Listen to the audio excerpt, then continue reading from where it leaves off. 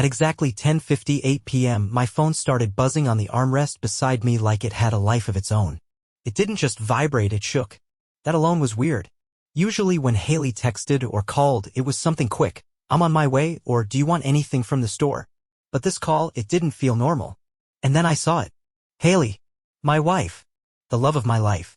She'd left a few hours earlier in a tight black dress, heels I hadn't seen before, and a look on her face I couldn't quite pin down. She said it was her boss's birthday party, something downtown, casual, just work folks. It wasn't out of the ordinary.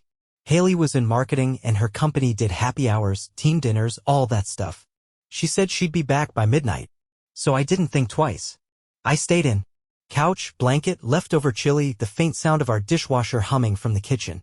I'd even taken a picture of my bowl of soup and texted her a dumb caption earlier. Something like, don't party too hard or I'll have to eat your share too. She left me on read. I figured she was busy. When the call came through, I picked up without hesitation, kind of glad to hear from her. But no one said anything. At first, all I heard was bass. Music. People laughing, voices that sounded a little too happy, a little too close. I was about to say hello, but I stopped myself. Because then I heard her. Haley. Not talking to me. Laughing. Cheers to the promotion, someone yelled, their voice muffled like they were shouting over a crowd. Then came hers, clear, sharp, with a slur that told me she'd had more than a few drinks. He thinks I'm at a work event, but I'm just having fun. Her voice was flirtatious. Way too comfortable. It didn't sound like my wife, it sounded like someone I didn't recognize. My stomach dropped. Then a guy's voice, low and way too close to the mic, said something I couldn't quite catch, just a few words, but enough for me to hear, last night, and in the truck. And she giggled. Not the polite laugh she gave at office parties or when my mom told corny stories. This was different. It was real. It was an asterisk, mate. Then she said, he's probably home right now, sweet thing, making soup for himself. More laughter. And it hit me, she wasn't talking about a guy. She was talking about me. My mouth went dry. I remember glancing at the soup bowl on the coffee table, still half full, as if that would somehow ground me back into reality. I didn't hang up. I couldn't. I just sat there, listening. Holding my phone like it was the last thread connecting me to a life I thought I understood. He's so clueless, she said. Honestly, I could tell him I'm meeting the Pope and he'd probably just say, cool, bring back a souvenir. More laughter.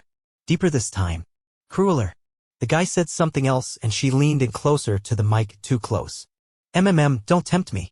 You already got me in trouble with those hickeys last weekend. I had to cover it up with makeup for 3 days. I shut my eyes. I didn't want to hear anymore. But I couldn't bring myself to hang up. A few seconds later, the call ended.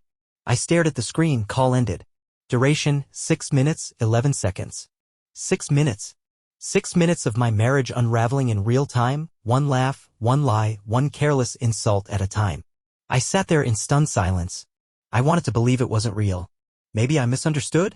Maybe it was just party talk? Maybe she was playing along with a joke and it came out wrong? But even then, my mind was already spiraling. I started to remember things, tiny red flags I dismissed over the past few months. The nights she came home late, saying traffic was bad or the meeting ran long. The time I saw a strange cologne in the laundry and she said it was a coworker's she hugged. The new lingerie I hadn't seen her wear for me. The way she always kept her phone face down now, even during dinner. And the way she changed. It was subtle, but I noticed. She was checking out more mentally, smiling at texts when she thought I wasn't looking. She'd started going to the gym again, doing her hair more, wearing perfume when she ran errands. At first I thought maybe she was just reclaiming some self-care. But now I didn't know what to think. I sat in that room, surrounded by familiar things, our wedding photo on the wall, her throw blanket on the back of the couch, the faint scent of her perfume still hanging in the air, and none of it felt real anymore. Like I'd stepped into someone else's life. I stared at my phone, hoping, praying for some follow-up message. Some text saying, oops, but dial, love you. Something. Nothing. I played the call again, just to be sure I wasn't imagining it. But I wasn't. Her voice. The guy's voice. The words. They were all there. Clear. Cold. Final. I thought about calling her back. But what would I even say? Hey, I think you accidentally called me while you were cheating on me? Instead, I sat there. For over an hour. Phone in one hand. Soup spoon in the other. Staring at the spot where she usually curled up next to me. The house felt bigger, emptier, colder. I thought I knew who I married. I thought I knew who I was. But at 10:58 p.m., everything I believed about my life cracked down the middle. And I knew, deep down, that nothing would ever be the same again. After that call, sleep wasn't even on the table. I must have sat on that couch for hours, phone in hand, mind racing but getting nowhere. I kept going back to that one line. He thinks I'm at a work event, but I'm just having fun. I tried to imagine a version of that sentence that didn't feel like a knife to the gut. I failed. The worst part? I didn't scream. I didn't cry. I didn't punch a wall or smash the bowl of soup.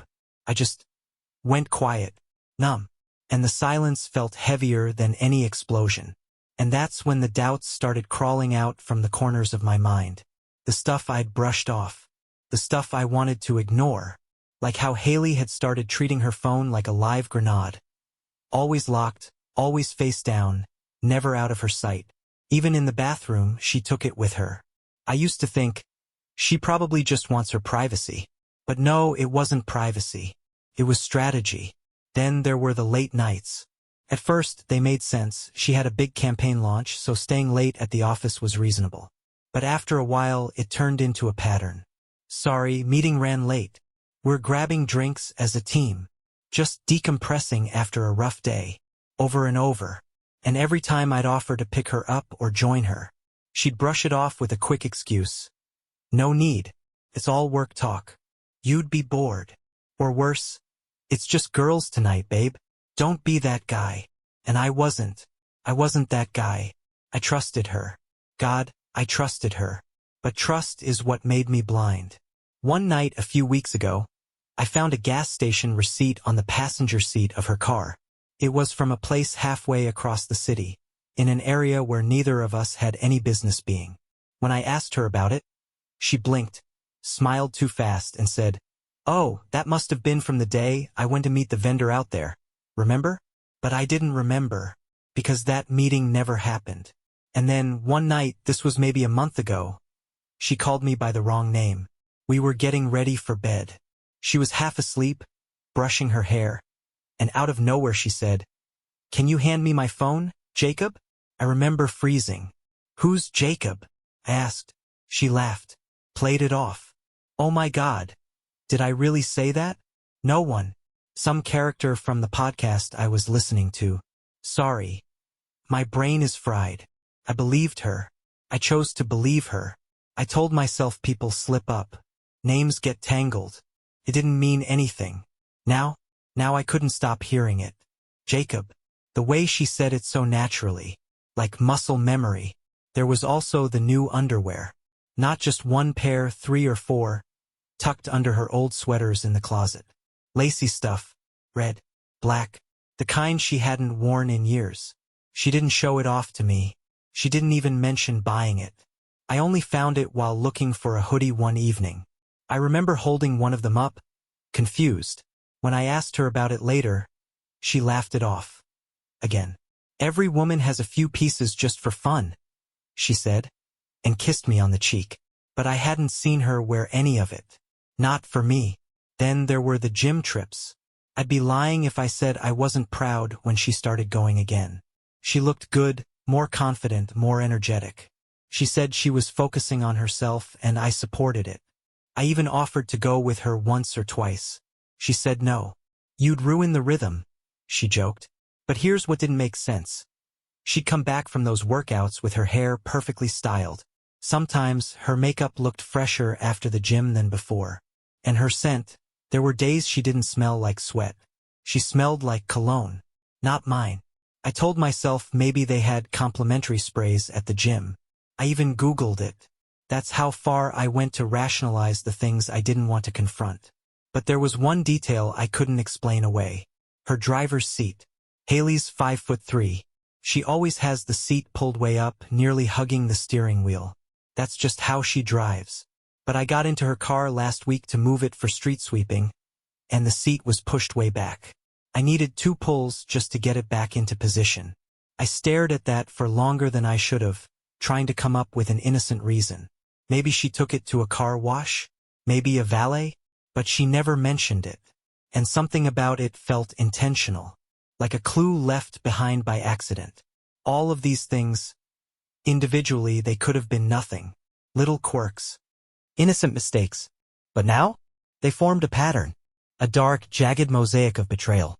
And I was the guy standing way too close to the painting, refusing to step back and see the picture clearly. I sat in our bedroom that night, watching her side of the bed remain empty, and for the first time since we got married, I realized I didn't know who she really was anymore. I stared at the ceiling, my chest hollow, my mind loud. I kept thinking, how did I miss all of this? Was I too trusting? Too naive? Or was I just afraid? Afraid that if I asked too many questions, I'd get answers I couldn't unhear. But the answers came anyway. One accidental call. 6 minutes of truth. And now no amount of pretending could make this go away. The doubt wasn't doubt anymore. It was certainty. And it was about to change everything. She came home at 1:57 a.m. Not 12 like she promised. Not even 1. Almost 2 in the morning. I was still on the couch, the TV long turned off, the room dark except for the faint blue glow of the streetlight seeping through the blinds. I heard the sound of keys fumbling against the door, the lock clicking, and then the slow creak of it opening. My body tensed. I didn't move, didn't say anything. I just listened. She stepped inside, heels tapping softly on the tile. Then came the laugh. She was still laughing. Not a giggle. Not a chuckle. She was laughing to herself like she was riding a high that hadn't come down yet. I turned on the lamp beside me. She flinched so hard you'd think she walked into a police interrogation room. Jesus, Mark, she said, pressing a hand to her chest, trying to steady herself. You scared me. I didn't respond. I just looked at her. Her lipstick was smudged off the right side of her mouth. Her mascara had bled slightly beneath her eyes. Her hair, which was curled tight when she left, was now loose, frizzy in that way that only comes from too many hands running through it. And her neck, God. Her neck. A bruise. Right below her jaw where a collar might hide it. Dark. Fresh. Not the kind of mark you get from dancing. She staggered a little like her balance wasn't fully cooperating. I could smell alcohol on her, sure, but beneath it there was something else. Something warmer, sharper. A scent I didn't wear. Cologne. Faint but distinct. And then it happened. She saw the look on my face. The stillness. The lack of surprise. And her expression shifted from startled to defensive to something almost panicked. I still hadn't said a word. I just picked up my phone from the coffee table, turned the screen toward her, and showed her the call log. Haley, 10:58 p.m., 6 minutes, 11 seconds.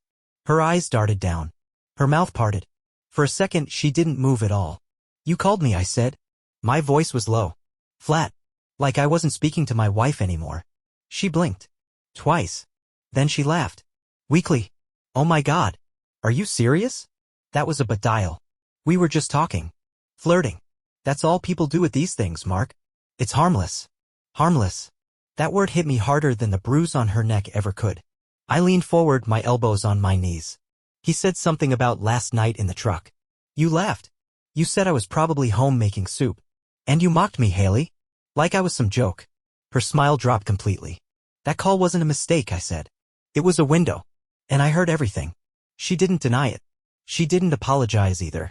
Instead, she threw her purse on the chair and crossed her arms like I had done something wrong. Okay, you want the truth? She snapped, her voice louder now. Fine. I'm tired, Mark. I'm tired of pretending everything's perfect when it's not. I'm tired of coming home to a husband who makes dinner like that's the biggest romantic gesture in the world. That one landed. I sat back in stunned silence. She kept going. You're comfortable, Mark. Predictable. Safe. But somewhere along the way I stopped feeling alive. And I've been living my own life for a while now. There it was. No sugarcoating.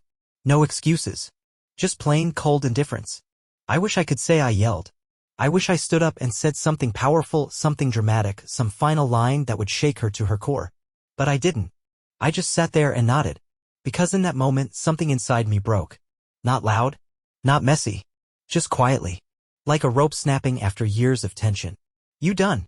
I asked, not because I needed to hear more, but because I wanted her to realize how empty her words sounded out loud. She didn't answer.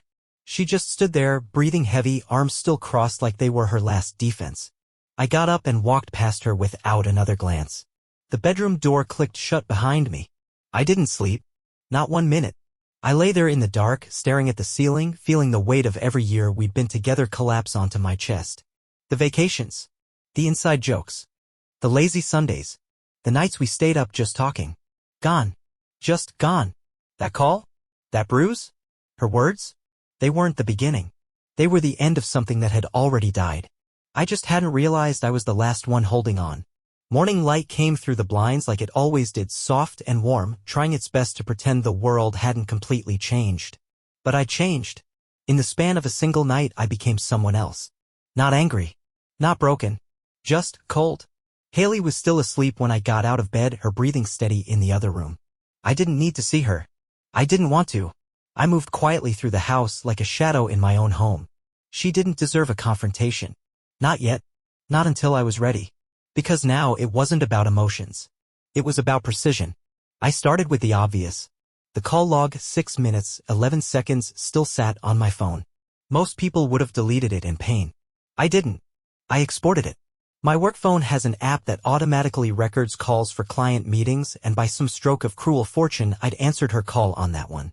The audio was already logged. I played it back once, just to make sure it was as damning as I remembered. It was.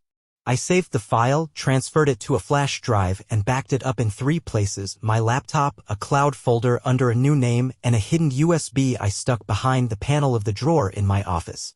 Just in case. Then I opened a new bank account. Separate from our joint checking. A digital one, easy to set up in 10 minutes. I transferred what I could quietly, just enough that she wouldn't notice right away. The rest would have to wait until I talked to a lawyer. But I wasn't going to be the fool who got left broke on top of betrayed. Next came the documents. Our mortgage, her car title, the joint savings account, the emergency fund. I scanned everything. Photographed each page like I was documenting a crime scene. I didn't know what she'd try to pull, but I wasn't about to find out the hard way. Then I did something I hadn't done in years. I called her sister. Erica. They weren't exactly close anymore. Haley always said Erica was too judgmental, too rigid. But I remembered Erica as the one person Haley never wanted to disappoint. She had a kind of moral compass Haley used to resent, and now I understood why. When she answered, I didn't bother with pleasantries. I said, Erica, I'm going to tell you something, and you're not going to want to believe it. But you need to listen. There was silence on the other end. Then okay. I gave her the highlights, just enough to paint the picture, not enough to sound bitter or dramatic. Her reaction was exactly what I needed. No, she said. No way. Are you sure? I have proof, I said. And I'm not calling to vent. I just thought you should know before this gets ugly. She was quiet for a long time. Then, with a coldness I didn't expect, she said, she's an idiot. You didn't deserve that. That was it. That's all I needed from her. But it was the first domino. I didn't reach out to her friends. Not yet. But I knew once Erica knew, others would hear whispers. And I wanted them to. I wanted the mask Haley wore to start slipping before I even touched it. Later that day, Haley woke up and acted like nothing had happened. She padded into the kitchen in a hoodie, barefoot, asking if we had any coffee left. Her voice still scratchy from the night before, her tone carefully casual. I was sitting at the dining table, laptop open, reviewing bank activity like it was a normal Wednesday morning. She didn't notice. She didn't even ask if I was okay. It was like she had compartmentalized the whole thing. Maybe she thought I'd cry, yell, maybe even cheat back to balance the scale. But I wasn't doing any of that. I wasn't playing her game. I was building my own. She sat down across from me with a yawn, sipping her coffee. Rough night, she muttered. I didn't respond. After a few moments, she cleared her throat and said, I think we should talk. About last night. I looked at her. No, I said. We'll talk when I'm ready. And I stood up. She looked stunned, like she didn't recognize the man in front of her anymore. Good. Because she didn't. That man was gone. The version of me who believed her when she said she was working late, who waited up on the couch with cold soup, who bought flowers when she was distant and thought maybe it was his fault, that guy? He died the minute she laughed about him into another man's ear. Yeah? Now I was calculating. Now I was patient. Now I was getting ready to burn everything down with receipts. The next morning, I woke up with a single thought burning in my brain. Let her world feel the weight of what she's done. Not just me. Not just our marriage. But the life she built on the illusion of integrity, her curated image, her spotless reputation, her self-assigned sainthood. It was time for all of it to crack. So I dressed deliberately, button-down, dark jeans, clean-shaven. Not flashy. Not casual. Professional. Neutral. Like I was about to conduct a job interview. Or close a deal. Haley had already left for work. She didn't say goodbye. I think she could feel something shifting. But she didn't ask. And I didn't tell her. I grabbed the flash drive from my desk drawer, the one with everything, the call recording, *TS of texts between her and the man from the party, Jacob, apparently, yep, that Jacob, photos of the gas receipt, and even a *T of the bruise on her neck I'd taken while she was sleeping. That last part made me sick. Not because I was ashamed, but because I'd been reduced to documenting the woman I once trusted like she was a stranger's crime scene. Her office was in a sleek, glass building downtown, 10th floor, marketing division, fancy nameplates, and constant catered lunches. I'd been there before. For events. For holiday mixers. I knew the security guard's name. Knew where she parked. This time I didn't go in smiling. I waited in the lobby until 8:25 a.m. Her boss, Mr. Carey, showed up right on schedule. He was exactly the type you'd expect. Silver hair, straight back, not a hair out of place. The kind of guy who carried a reputation like a loaded G*N. Mr. Carey, I said, stepping in front of him before he could badge through the glass doors. He blinked. Mark? Haley's husband, right? Was. He stopped. That word was landed exactly how I needed it to. I'm sorry to ambush you, I said, keeping my voice low, even professional. But this couldn't wait. I'd like to give you something. No drama. No confrontation. Just information. I handed him the flash drive. Just a small black thing. Innocuous. But heavy with context. He looked at it like it might bite him. I'm not here to make a scene, I added. I just thought the company might want to be aware of what's happening on company time. And sometimes what happens on work trips. He stared at me. You'll want to listen to the audio file first. Then check the folder labeled February Conference. That's where the real issue lies. He nodded slowly. Said nothing. Then pocketed the drive. That was it. No shouting. No fireworks. Just a silent bomb planted in the middle of the building she built her identity in. I left. Didn't look back. By noon, she was fired. I didn't hear it from her. I heard it from Erica. She called me around 1:15 p.m., voice low, almost reverent. She came home early, she said. Didn't even go upstairs. Just sat in the kitchen. She looked empty. What did she say? She said nothing, Erica replied. Just that she got let go. Then she cried. And then she got quiet. I nodded even though she couldn't see me. Good, I said. It wasn't bitterness. It wasn't revenge. It was truth doing what it does best, showing up when you least expect it, wearing no expression at all. Later that day, I checked her LinkedIn. Already wiped. Bio gone. Marketing strategist, title removed. No posts. No recent activity. Like she never existed there. And I knew her well enough to know that hurt more than anything. She didn't cry when I showed her the call log. She didn't fall apart when I told her I knew. But this? Being exposed? Being seen for what she'd done? That shattered her. I didn't feel joy. I didn't feel pride. What I felt was distance. Like I'd finally stepped away from the wreckage far enough to see the full extent of it. The debris of a 10-year relationship. The lies. The fake smiles. The little betrayals dressed up as jokes. And in the middle of it all, Haley, clutching a cardboard box full of broken illusions and desk plants, walking out of the glass tower she once called her second home. No applause. No audience. Just the sound of her heels on concrete echoing behind her like a verdict. She came home with swollen eyes and a silent box in her arms. I was already at the table. Calm. Still. A stack of divorce papers laid between us. She opened her mouth, but I raised a hand. Don't. Just read. The terms were clear. Fair.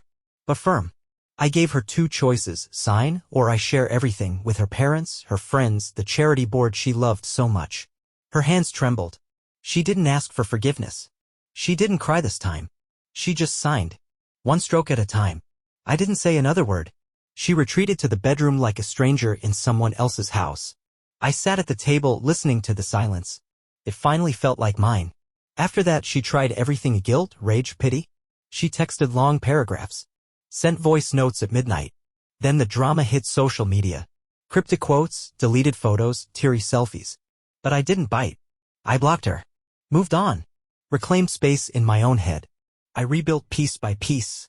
Small joys, old friends, hobbies I'd forgotten. I wasn't bitter. I was clean. She stayed behind, stuck in the version of herself that ruined everything. And me? I finally became the man who stopped apologizing for trusting the wrong person and started living for the right one, me.